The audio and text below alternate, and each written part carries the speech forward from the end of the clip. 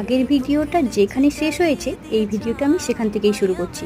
আগের ভিডিওতে দেখেছো আমি বেস কালারটা করেছিলাম আর তার উপর আমি পেন্সিল দিয়ে ড্র করে নিয়েছিলাম। আর এখন আমি এখানে সেকেন্ড কোট দিয়ে দিচ্ছি, আর এটা হচ্ছে গেরুয়া কালার। ফেব্রিক কালারটা দিয়েই আমি কোটটা করে নিয়েছি, আর তার উপর ওই যে পেন্সিল দিয়ে লেখাটা ছিল সেটা কিন্তু স্পষ্ট ফুটে উঠেছে। আর আমি ওটাতেই লাল কালার দিয়ে রঙটা করে নিচ্ছি। এখানে আমি কাজটা করার জন্য নিয়েছি 2 নম্বর তুলি, আর এই তুলিটা ভালো করে প্রথমে জল দিয়ে ধুয়ে নিয়েছি, আর তারপরে রঙটা লাগিয়ে আমি এই লেখাটার মধ্যে দিয়ে রঙটা করে নিচ্ছি।